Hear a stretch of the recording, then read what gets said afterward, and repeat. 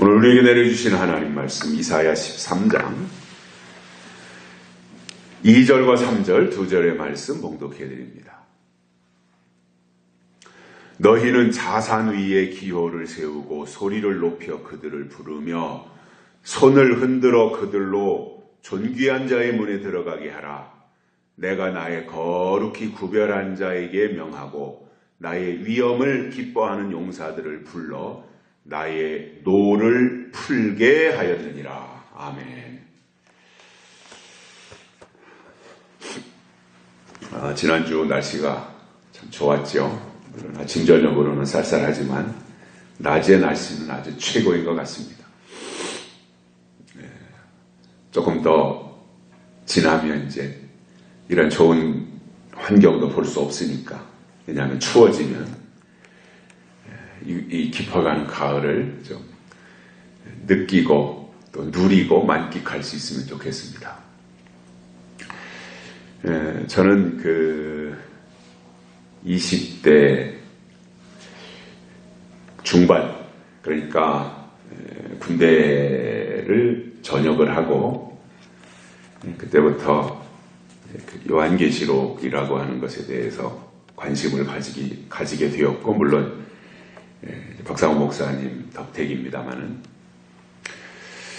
그리고 신학교에 이제 복학을 해서 공부를 하는 가운데서도 계속해서 계시록에 관심을 가지고 거기에 이제 매달렸고요.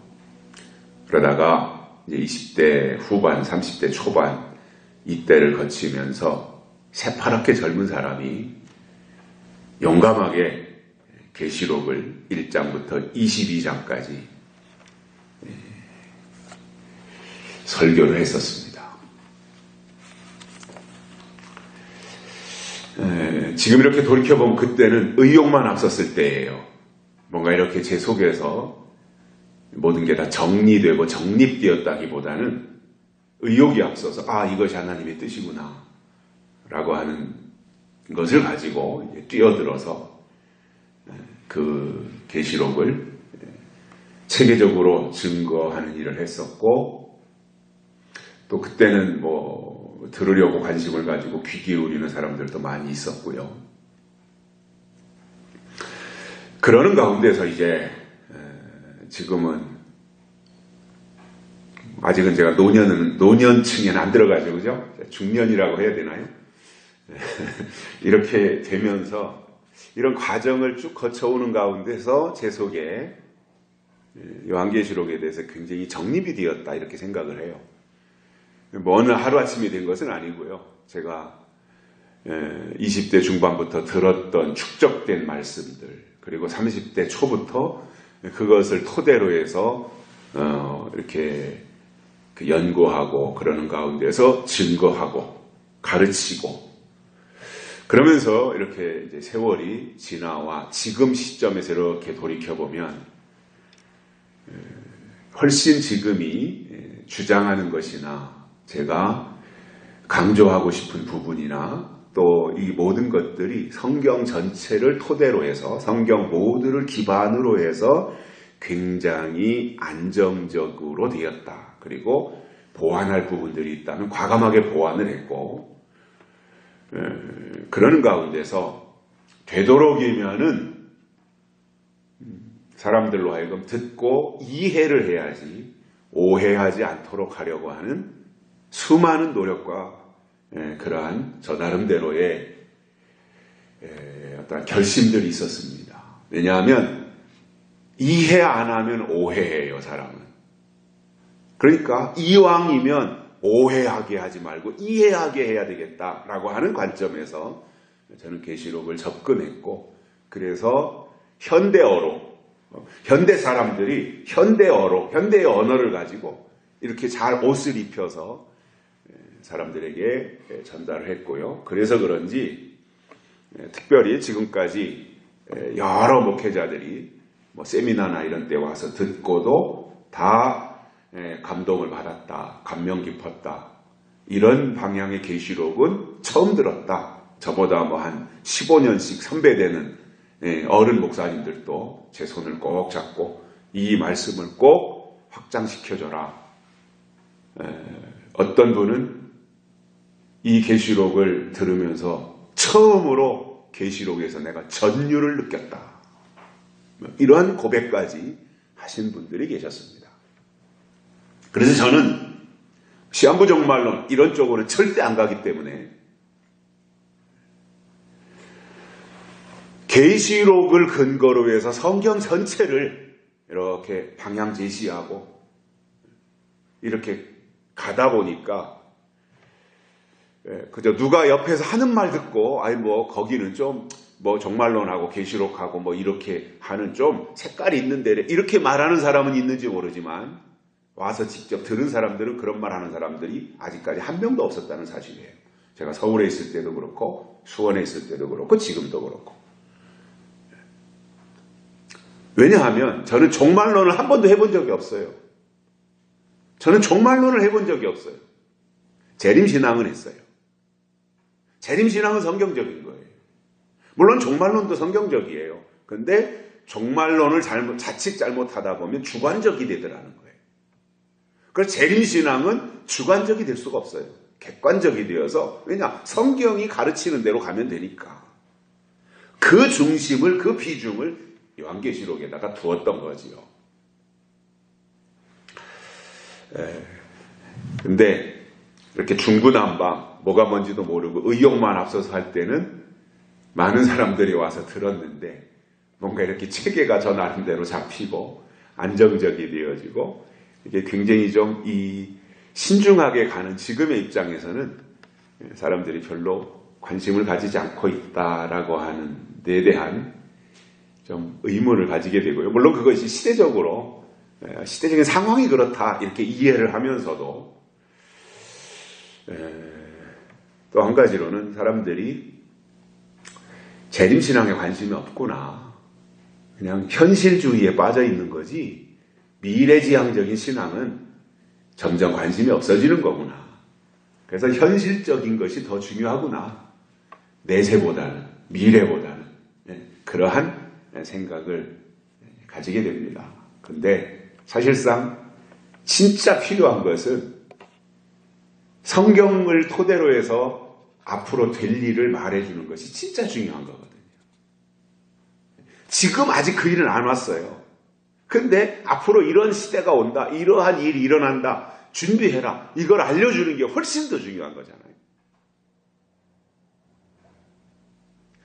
내가 지금 아파서 병이 나서 쫓아가서 의사를 만나서 치료를 해요. 수술도 하고 처방도 받고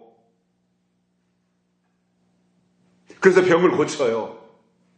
그런데 그렇게 되면 그 의사는 그 환자를 치료했기 때문에 유명해질 수 있고 돈도 벌 수 있어요. 그런데 중요한 것은 뭐예요? 그 사람으로 하여금 그 병이 암이 생기지 않도록 미리 이렇게 여러 가지 식생활이라든가 생활 방식이라든가 운동하라는 거라든가 뭐든 이 삶의 패턴을 이렇게 바꿔서 미리 예방하라라고 하는 의사는 돈을 못 벌어요. 유명해지지도 않고. 근데 그게 더 중요한 거잖아요, 사실은. 저는 신앙이라고 하는 것도 그렇게 생각을 합니다. 다가올 미래에 대해서 하나님이 하실 일에 대해서 성경을 근거로 사람들에게 알려주는 것. 이러한 일이 온다. 이러한 때가 온다. 이러한 시대가 온다. 그러니까 이렇게 미리미리 대비하고 준비해서 대응을 할 수 있어야 된다.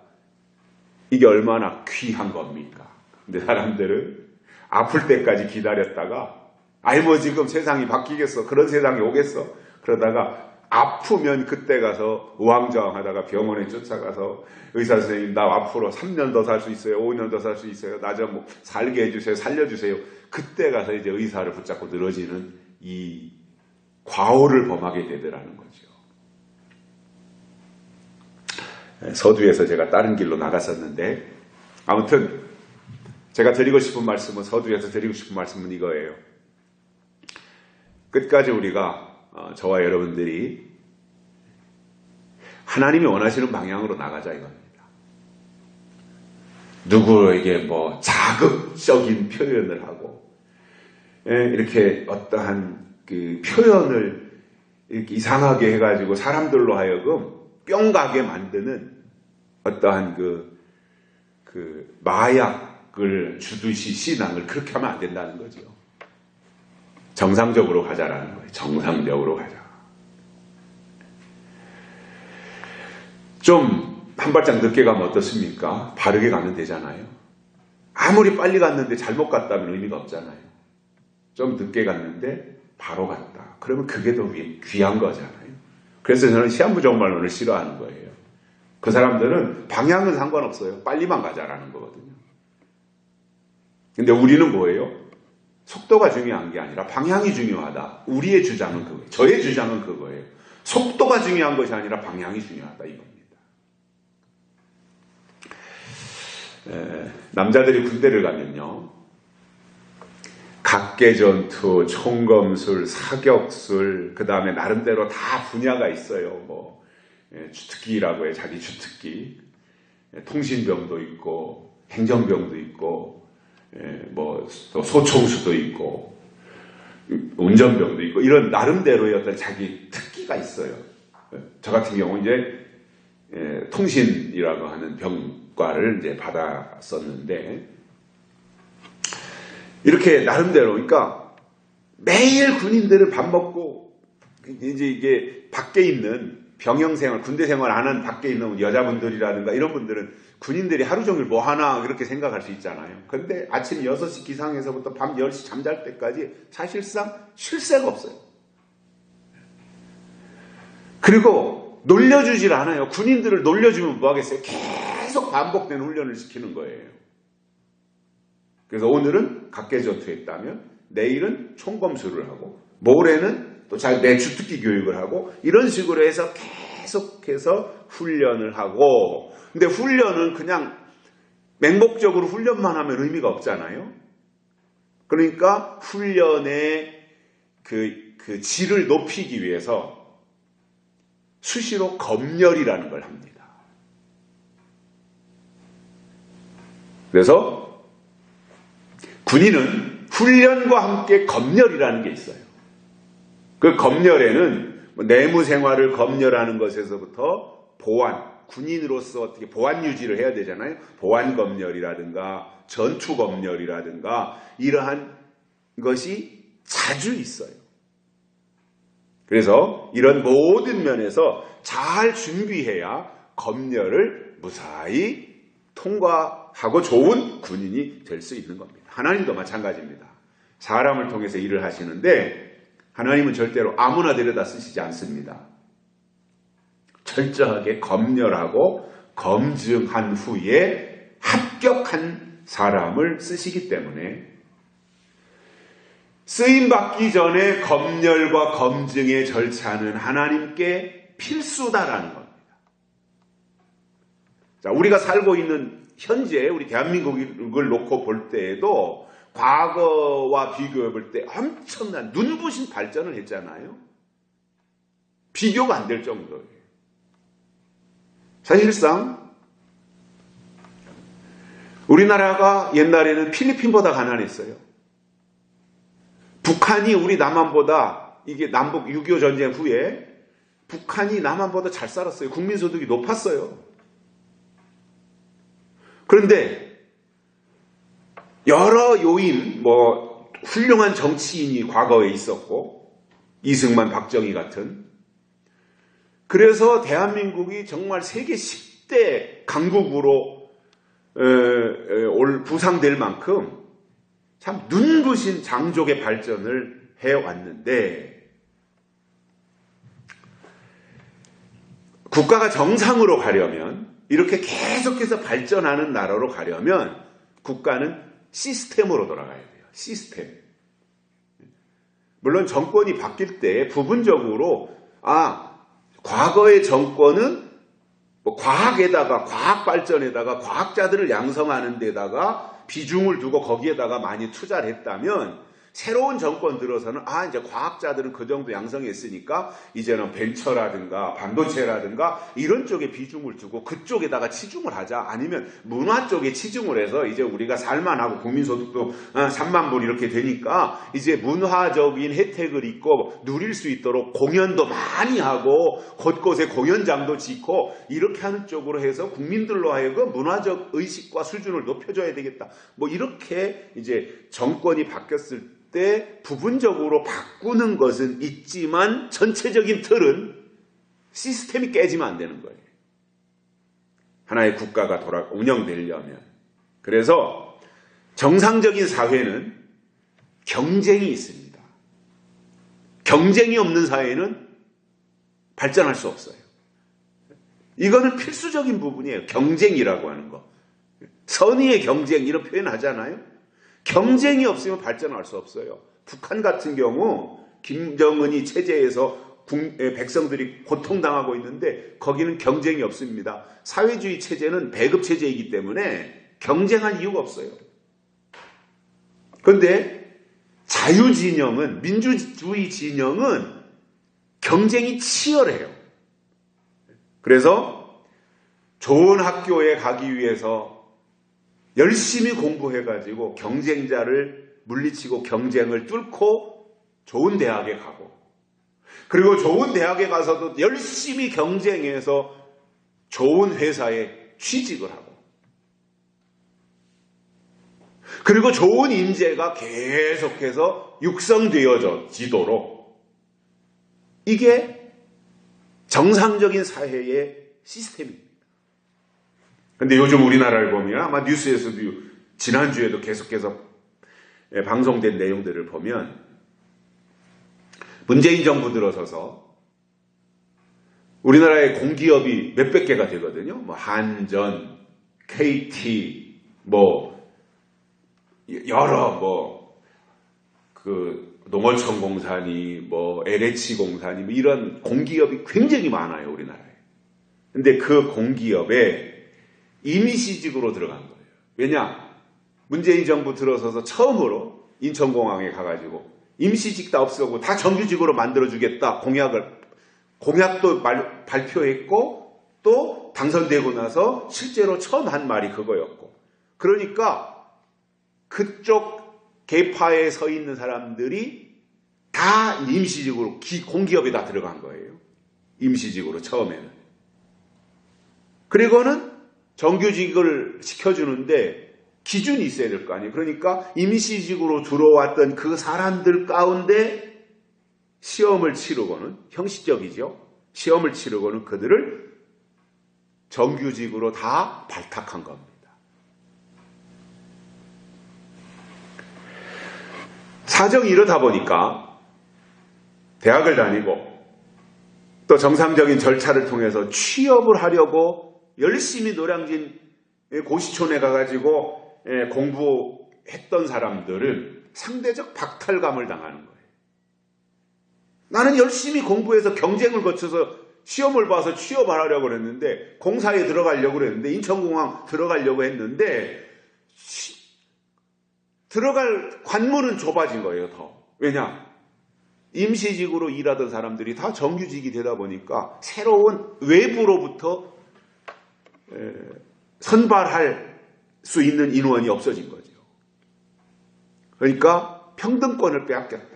국민으로서 받아야 될 정당한 평등권을 빼앗겼다. 그래가지고 시험에서 배제된 사람들이 젊은 층들입니다.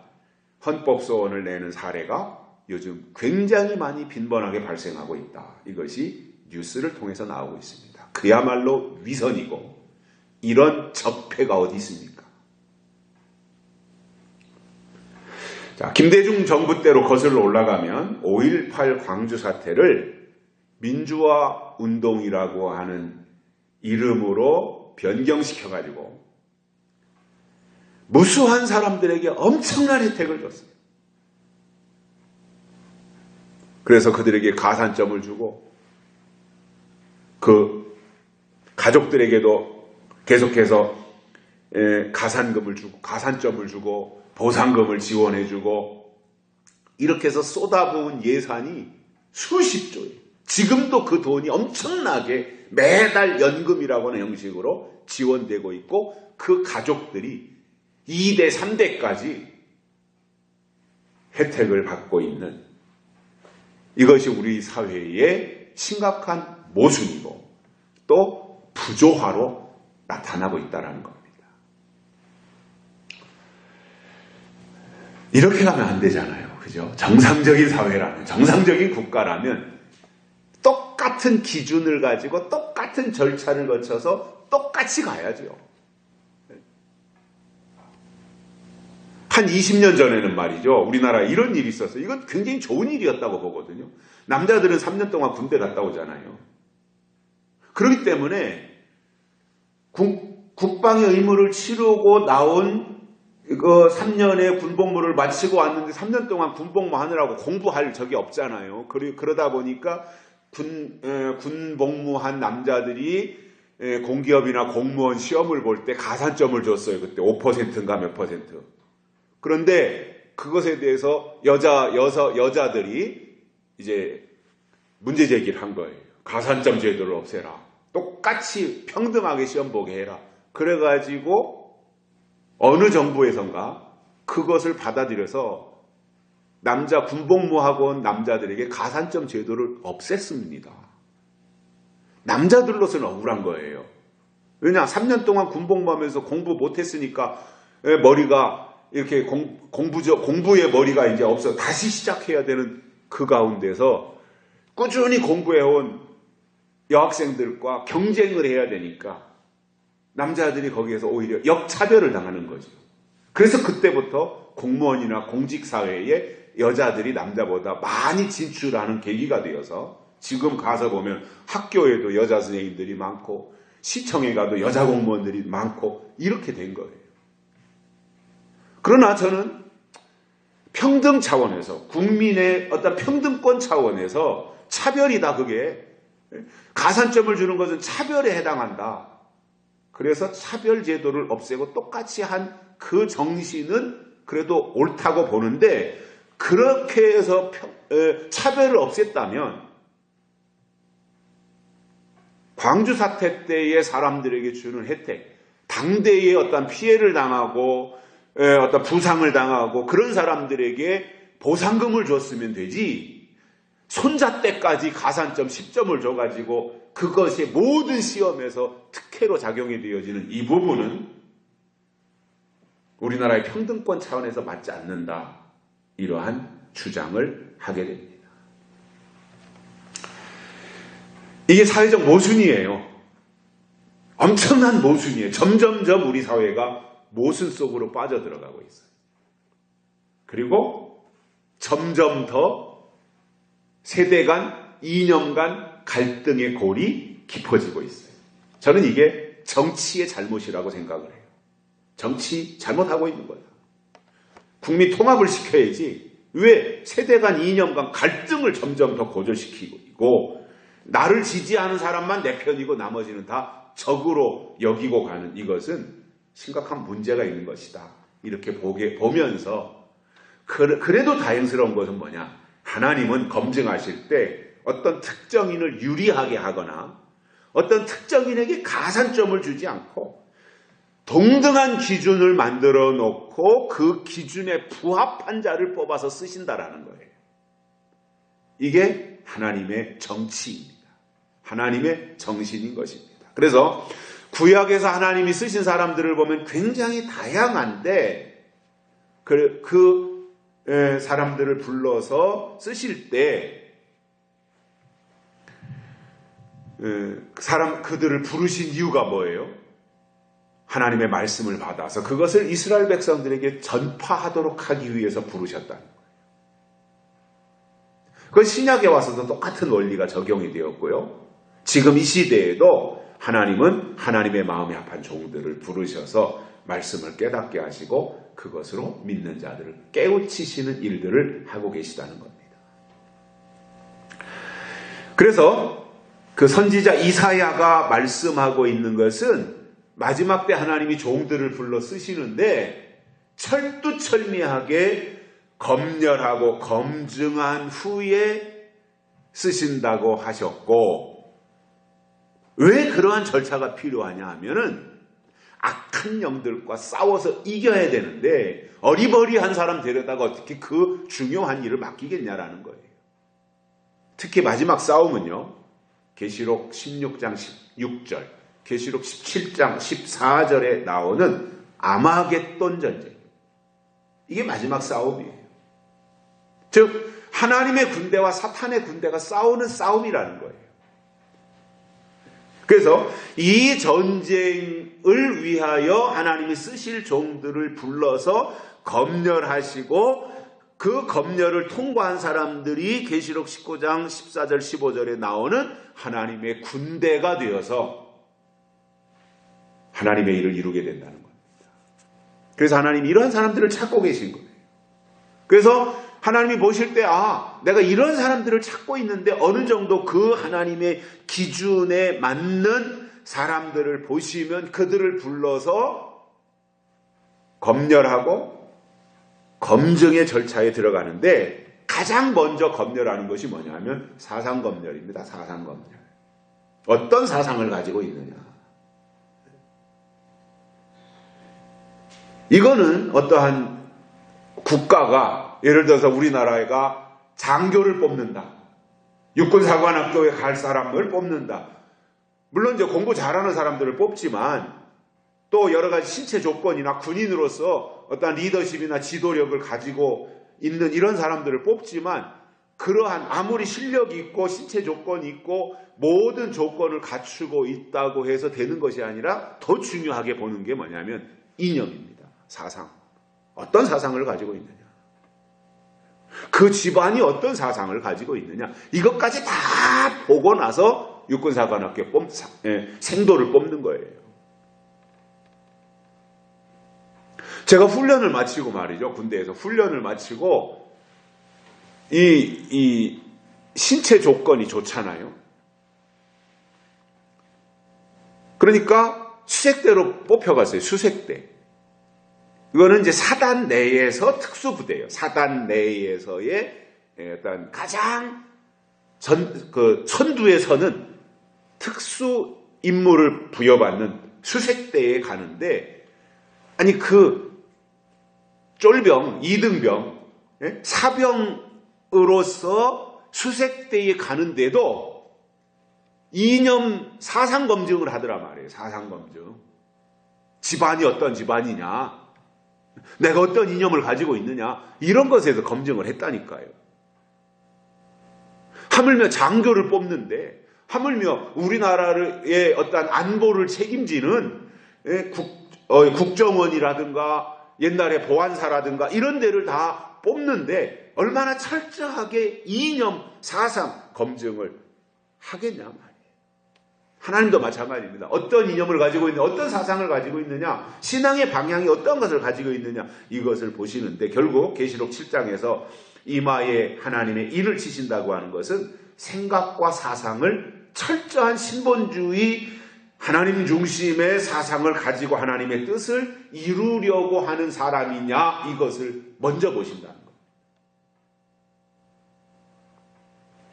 그래서 그 사상 검증을 통과하면 그 다음 단계는 약속의 말씀으로 무장되어 있는가, 이것을 보시는 거예요. 그래서 이 두 가지는 마지막 때 하나님이 쓰실 종들에게 중요하게 보는 필수 과정이기 때문에 이것은 반드시 갖춰져야 돼요. 사상과 그리고 하나님의 말씀과.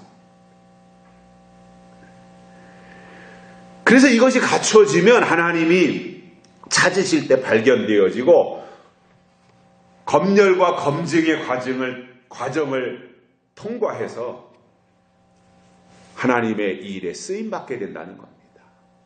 그러면 오늘 이 이사야 13장에서 이사야 선지자가 말씀하는 이 내용은 바벨론이 멸망당한다라고 하는 것에 대한 내용이거든요.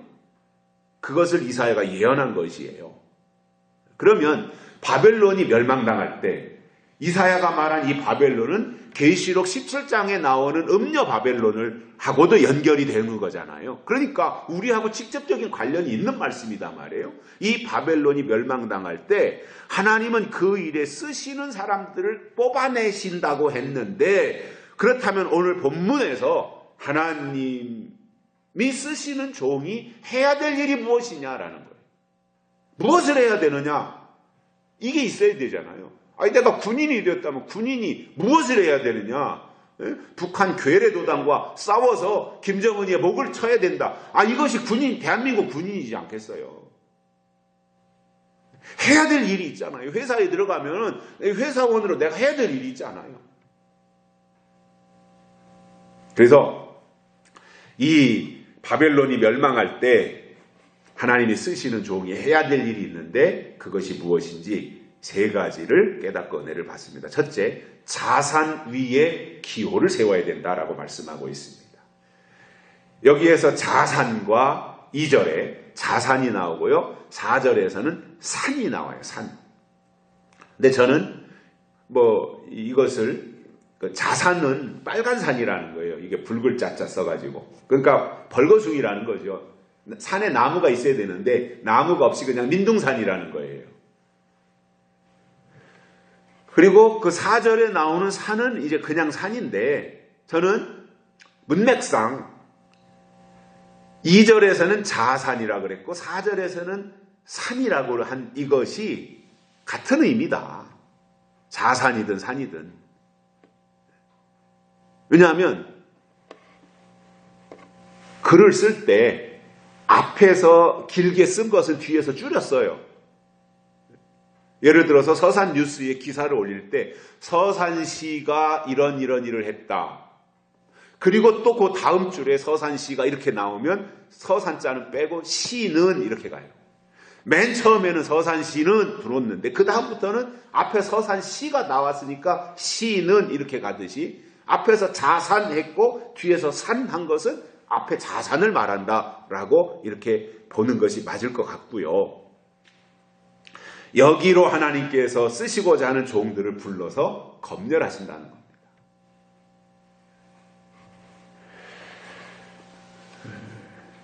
그래서 이 자산은 벌거숭이 민둥산이기 때문에 마지막 때 풀 한 폭이 나무 한 그루 없을 정도로 완전히 황폐되어진 그 상태를 말하는 거예요. 살아있는 게 아무것도 없어요. 완전히 황폐되었어요. 잡초 하나 없는, 들풀 하나 없는 그 망가진 산에서 하나님 편에 속해 있는 사람들을 그때 불러내신다는 거예요. 망가질 대로 다 망가지고 없어질 대로 다 없어지고 무너질 대로 다 무너지고 풀 한 폭이 나무 한 그루 없을 정도로 살아있는 것이 아무것도 없는 그 지경이 되어질 때에 하나님 편에 속한 사람들을 불러서 검열하시는 특별한 역사를 말하고 있고, 이때에 계시록 17장 14절의 말씀처럼 부르심을 입고 빼내심을 얻고 진실한 자들이 나와서 주의 뜻을 행하는 이기는 자가 된다는 겁니다. 계시록 21장 10절 말씀에 이런 내용이 나옵니다. 성령으로 나를 데리고 크고 높은 산으로 올라가 하나님께로부터 하늘에서 내려오는 거룩한 성 예루살렘을 보이니, 사도 요한에게 보여주신단 말이에요. 높은 산으로 데리고 올라가서 거룩한 성 예루살렘을 보여주셨어요. 그러니까 이 마지막 때 나타날 예루살렘은 아무나 볼 수 있는 것이 아니라 7 천사 중 하나가 요한에게 이르되 이리로 오라, 내가 신부 곧 어린 양의 아내를 내게 보이리라고 9절에서 말씀하시고 10절에서 높은 산으로 데리고 올라가서 보여주신 것이 거룩한 성 예루살렘이었다 이겁니다. 그래서 우리는 계시록 17장에 나오는 여자가 앉은 7 산으로 가면 안 되고, 여자가 앉은 7 산으로 가면 안 되고, 계시록 13장에서 산에서 검열받고 계시록 21장에 높은 산의 차원으로 올라가면 그때 예루살렘이 보인다고 했기 때문에 신앙의 방향과 목표를 여기에다가 두고 가자 그 말이에요. 마지막 때 신앙은 절대로 후퇴하거나 아래로 내려가면 안 됩니다. 저 높은 곳을 향하여 높은 산으로 올라가야 되고 지극히 높은 곳에 올라가는 이 신앙이 정상적인 겁니다. 무엇보다도 영적인 수준과 차원이 땅의 것에서 하늘의 것으로 올라가야 됩니다. 그래서 영의 차원이 올라가면 그때 보이는 게 있는 거예요. 밑바닥 차원에서는 바닥 것만 보여요. 땅의 것만 보이는 거예요. 땅의 것만 보고 산다면 그 사람은 지금 땅에 속한 사람이라는 거예요. 그게 증거잖아요. 근데 올라가면 보이는 게 있단 말이에요. 그리고 올라가는 자가 이기는 것입니다. 그 올라간 자가 뭘 보겠어요? 하나님의 뜻을 보는 것이고요. 하나님의 하실 일을 보는 거예요. 그래서 하실 일과 하나님의 뜻, 이 시대에 하나님의 하실 일을 본다고 하는 것은 반대로 말하면 그만큼 그의 영적인 차원이 높은 차원으로 올라가 있다라는 증거가 되는 겁니다. 두 번째로는 소리를 높여서 그들을 불러야 됩니다.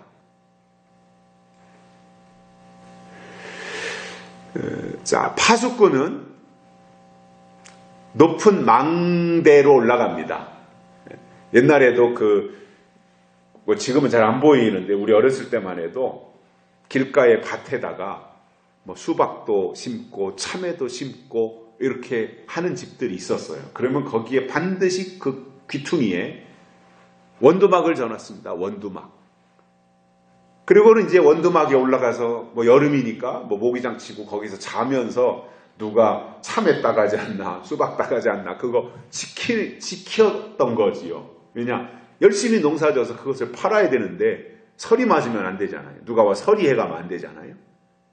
훔쳐가면 안 되니까 그것을 지키기 위해서 이렇게 좀 높여가지고 원두막을 전놨는데 파수꾼은요 이렇게 성을 쌓으면 성에는 우리가 여기 서산에 있는 해미에 있는 해미읍성에 가도 성 테두리가 쭉 있다면 그 테두리 군데군데에 망대를 만들어가지고 높이 올라가서 망을 보는 망루가 있지요. 지금도.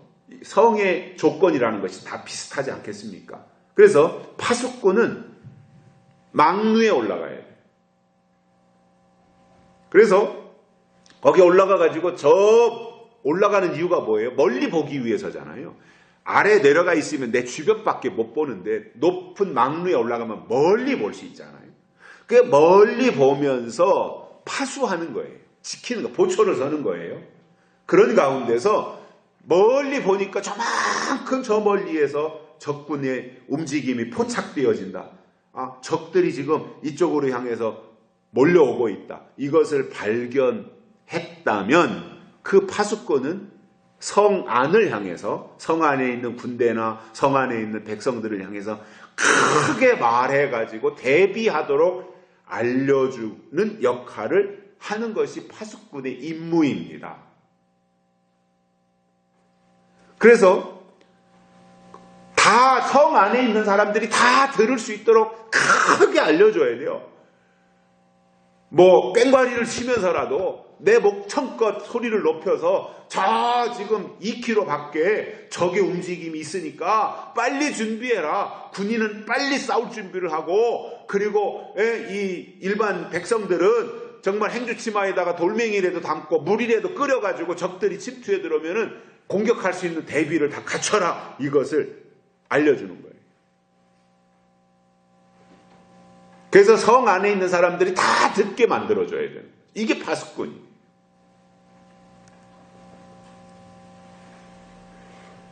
복된 소식이라고 하는 것은요, 크게 말해야 돼요. 그리고 뭔가 때가 되어서 악한 역사가 나타나는 것에 대해서 교회는 크게 외쳐야 되는 거예요. 그래서 많은 사람들이 듣도록 해줘야 듣고 준비하는 거죠. 그러니까 이때는 옛날이니까 이사야 때니까 수천 년 전에 소리를 높여서 말해요. 뭐 그때 아무것도 없을 때니까 사람의 이 목청으로만 할 때 아니에요. 막 소리를 크게 높여가지고 소리 질러서. 근데 여기 13장 2절을 시작하면서 너희는 이렇게 나옵니다. 너희는. 이것은 뭐예요? 바벨론을 심판하는 일에 쓰시는 종들은 이 말이에요. 그러니까 이 사람들은 큰 소리로 소리를 높여야 되고 그들을 불러야 된다 이겁니다. 그러니까 마지막 때 쓰실 종들은요, 다 죽어가는 소리로 개미 소리로 그냥 듣든지 말든지 죽어가는 소리로 자신 없게 부르는 것이 아니라 만방이 들을 수 있도록, 사람들이 다 들을 수 있도록 큰 소리로 더 많은 사람들이 듣게 해줘야 된다. 물론 세미한 음성도 필요해요. 그러나 하나님의 때가 차서 약속이 이루어질 때는 함성을 지르고 소리를 높여야 됩니다. 대개 보면 자신감이 없을 때는 소리가 기어들어가요. 자신이 없어요. 또 을의 위치에 있을 때, 내가 을의 위치에 있을 때는, 약자의 위치에 있을 때는 소리가 작고 자신이 없는 거예요. 소신이 분명하지 못한 거예요. 또 잘못을 저질러서 들통이 났을 때, 그래서 난감할 때, 이때는 말도 제대로 못할 정도로 기어들어가죠. 혼날 때, 이런 때를 보면은 소리가 안 나와요.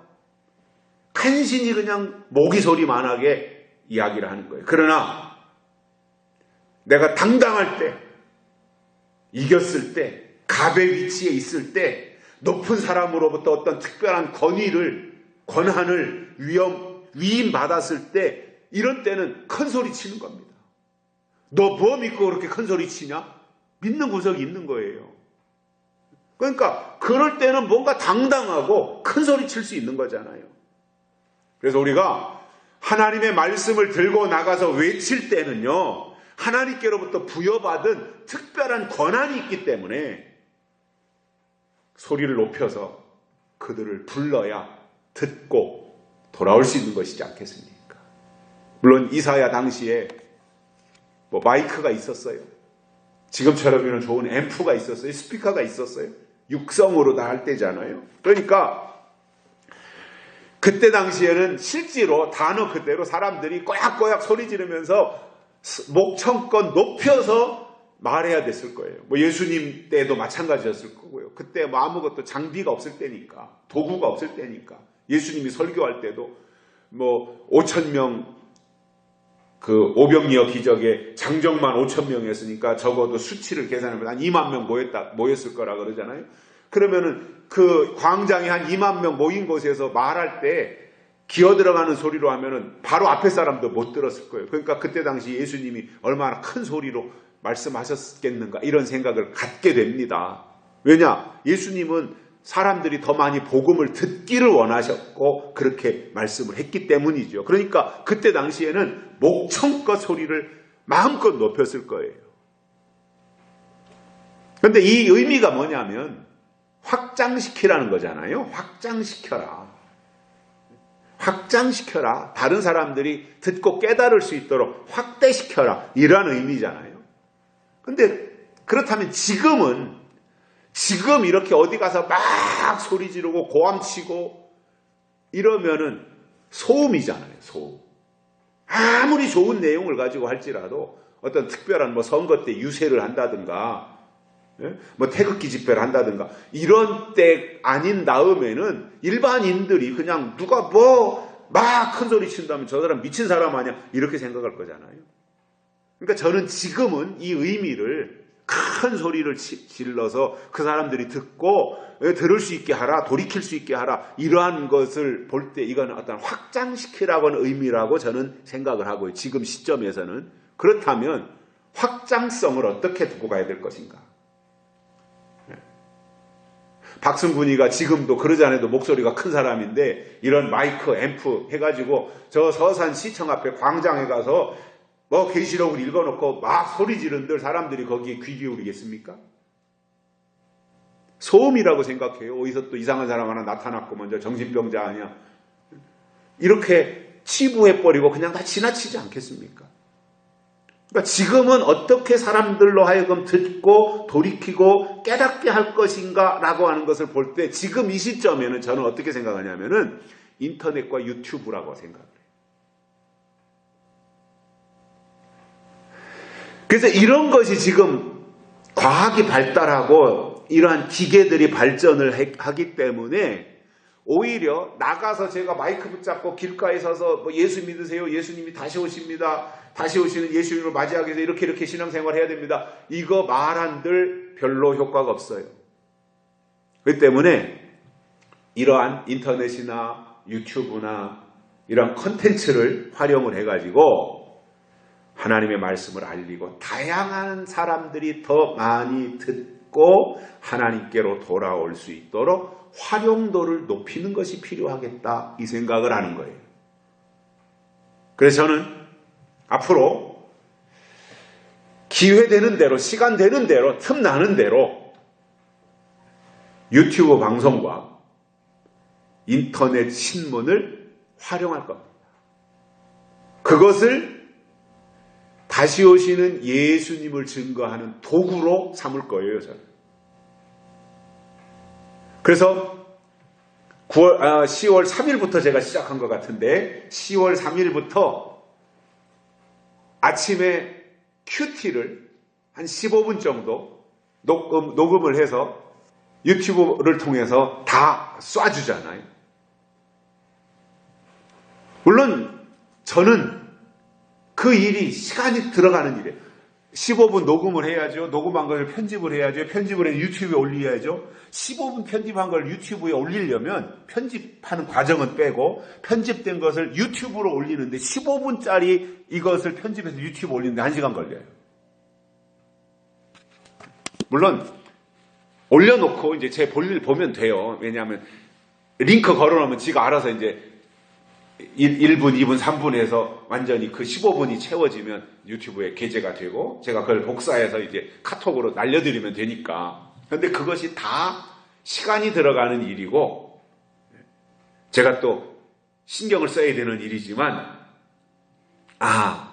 이게 마지막 때 그때 당시 이사야 당시에는 소리를 높여라고 하는 것이 사람들이 듣게 하고 그만큼 어떠한 듣고 깨닫고 하도록 그래서 어떤 확장시키라고 하는 의미로 받아들일 때 지금 확장시킬 수 있는 것은 이러한 방법이구나. 그래서 인터넷과 유튜브 이 부분에 대해서 저는 굉장히 지금 관심을 가지고 있어요. 그리고 조금씩 이제 배워가고 있습니다.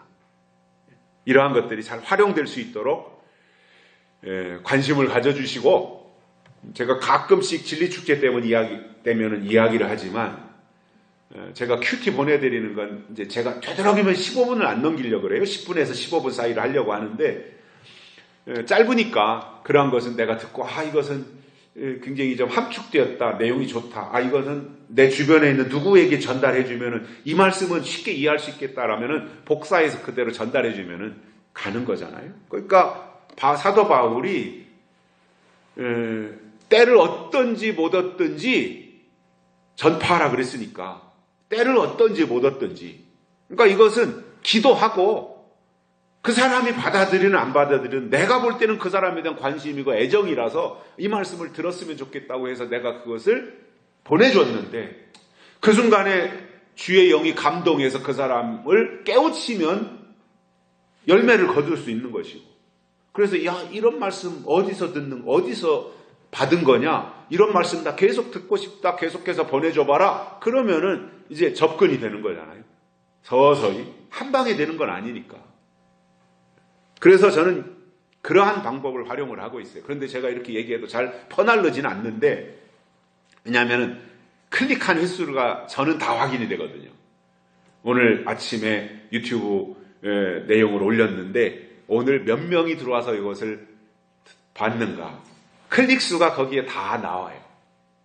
그러니까 제가 보내는 숫자가 예를 들어서 한 50명 보냈다. 근데 50명만 들었다. 그러면 자기들만 들은 거거든요. 안 퍼날랐다는 거거든요.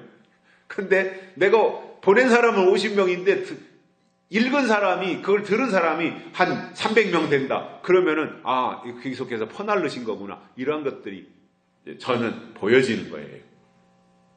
그러면 저는 이제 그것이 확장되고 있다라고 하는 것을 느끼면 저는 더 거기에 어떠한 그 책임감을 느끼고 더 열심히 하지 않겠습니까? 더 적극적으로 거기에 참여를 할 수 있게 되고요. 그래서 그런 부분들에 제가 비중을 두고 있다. 왜냐하면 지금 점진적으로 교회 시대가 저물어 가고 있잖아요. 사람들이 교회 잘 안 와요.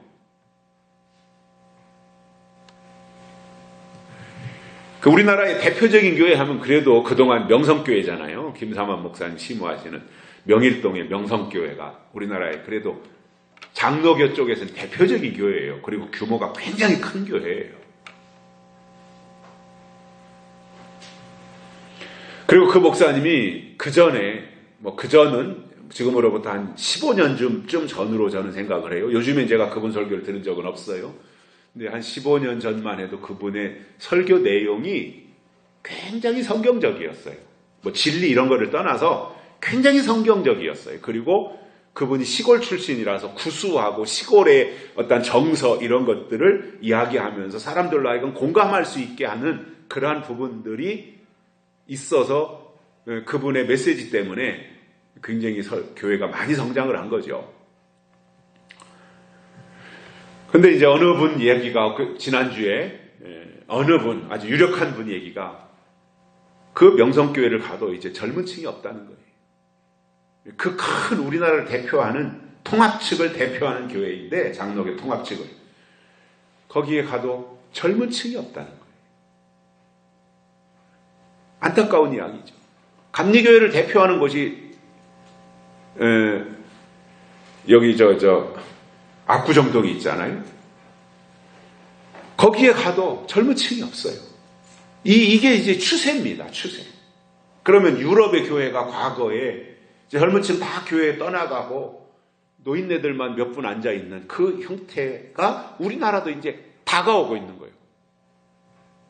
앞으로 한 10년 지나지 않아서 우리나라도 젊은 층은 다 교회에서 떠나가고 연세 드신 분들만 앉아있는 늙은 교회가 될 겁니다. 멀지 않았어요, 우리나라도. 물론 시대적인 현상일 수 있어요. 그런데 교회가 본질을 놓쳐서 그래요. 그렇다면 이제 교회가 외면당하는 시대예요. 그러니까 사람들을 만나면 젊은 층 만나서 얘기하면 결론이 이겁니다. 예수님은 좋은데 교회는 싫다는 거예요. 교회 안 간다는 거예요. 그럼 그들 속에 예수님에 대한 이 개념이 없느냐? 있어요. 그러니까 예수는 좋은데 교회는 싫다. 그렇다면 교회에 안 나오는 그들에게 파고 들어갈 수 있는 방법이 뭐예요? 저는 유튜브라고 생각해요. 그래서 저는 이쪽에 기대를 가지고 하나님이 박승근을 위해서 인터넷을 만들어 주셨고 박승근을 위해서 하나님이 유튜브를 만들어 주셨구나. 제 생각이에요, 이거는. 그런데 저는 그런 마음이 오는 거예요. 그러니까 활용을 해야 되겠다. 이러한 기대를 가지게 되고, 세 번째로는 존귀한 자의 문으로 들어가야 됩니다. 존귀한 자의 문으로.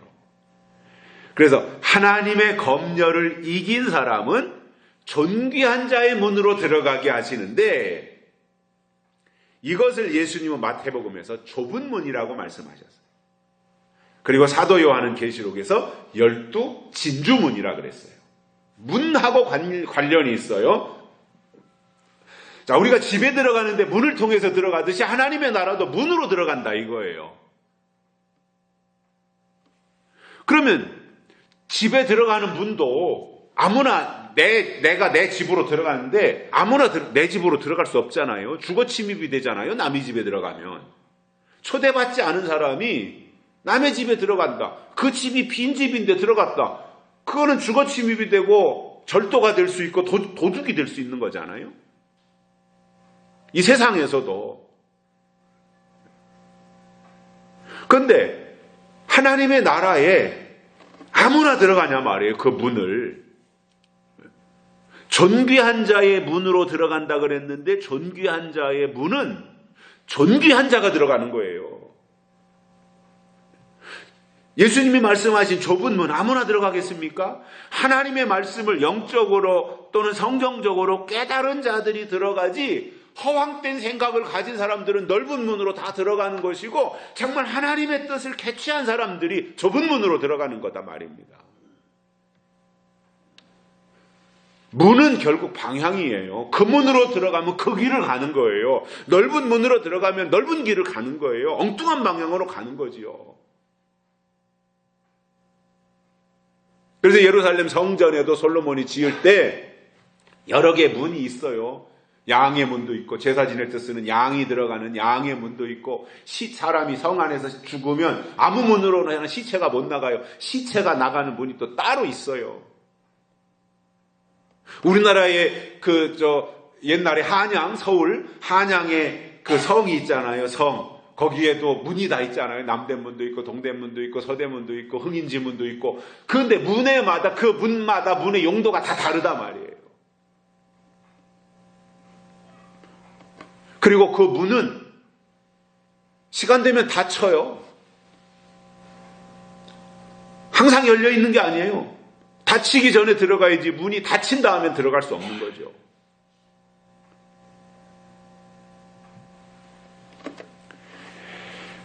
그래서 계시록에서 말씀하는 진주문도 자격이 갖춰져야 들어가는 것이지 개나 소나 아무나 그 문으로 들어갈 수 없습니다. 그래서 하나님은 계시록이 이루어질 때가 되면 새 예루살렘에 들어가고 그리고 다시 오시는 예수님을 맞이할 사람들을 구별하고 검열하시는 겁니다. 그렇다면 우리의 신앙이 하나님이 보실 때 존귀한 자가 되어야 되는데 하나님은 우리의 외모를 보시는 것이 아니라 중심을 보시기 때문에 우리의 마음이 하나님께로 가 있어야 되고 그리고 하나님이 하실 일 또는 남은 일을 이루고자 하는 그래서 하나님의 뜻을 이루어 드리고자 하는 각오와 결심을 가지고 살아야 그 문으로 들어갈 수 있습니다.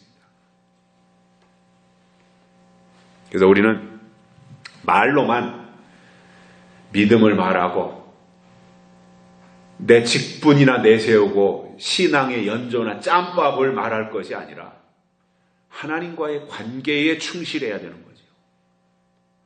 그리고 하나님과 친숙해져야죠. 그래서 하나님이 나를 지켜주실 만큼의 내가 하나님 보실 때 가치 있는 사람이 되어야 하나님이 나를 책임져 주시는 것이지 하나님이 보실 때 내가 전혀 가치 있는 사람이 아니에요. 하나님의 관심에서 벗어났어요. 하나님의 기대에서 어긋났어요. 벗어나 버렸어요. 그런 사람들을 하나님이 지켜주시겠냐는 거예요. 나를 하나님이 지켜주실 만큼의 내가 가치 있는 존재가 되어야 하나님이 나를 지켜주시고 그러한 가치를 지녀야 존귀한 자로 여기셔서 존귀한 자의 문으로 들어갈 수 있는 겁니다.